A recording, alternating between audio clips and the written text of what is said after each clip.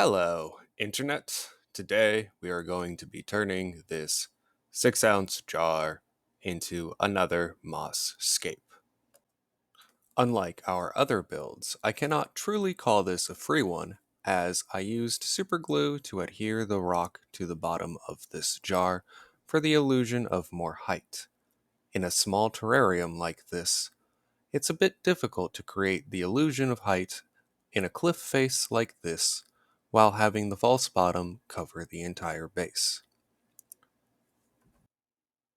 The two pinkish rocks that we will be using today were picked up on a hike. Generally speaking, it's best to use odd numbers. However, the larger rock is more of a structural component rather than visual. Uh, will still be pretty visual and striking, but that's why I am ignoring that on this.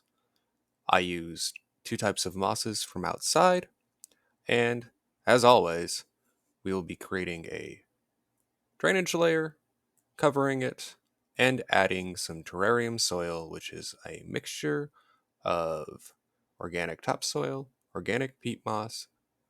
Although I recommend that you use coconut husk, I just happen to have picked up several cubic yards of peat moss as a teenager, and in my 30s, I have still not used it all.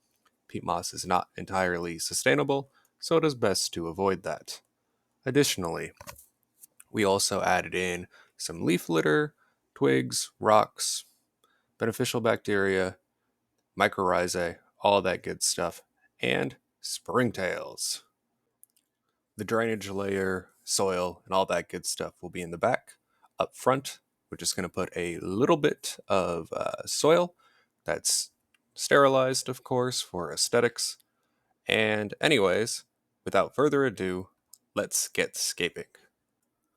As always, we want to slope the substrate up in the back. And additionally, you'll notice I sloped it to the side. That is because, well, I know how I want this final design to look, and I kind of want it to look like a hillside.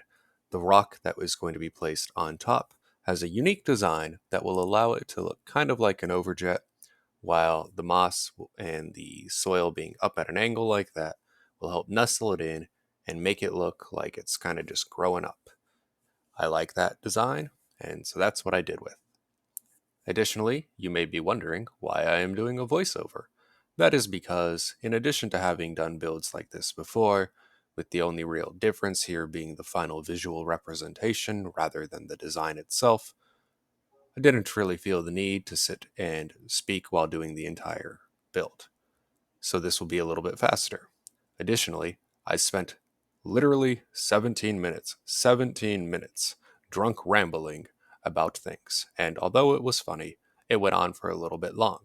Some of the things that I conversed about were such as how a lot of pre-made like ABG substrates are scams, how a lot of the additives that people suggest like fertilizer, mycorrhizae, bacteria and stuff like that, also scams. You can find them at like Home Depot or Walmart for a lot cheaper. You just got to go to the garden center and use a little bit of tact.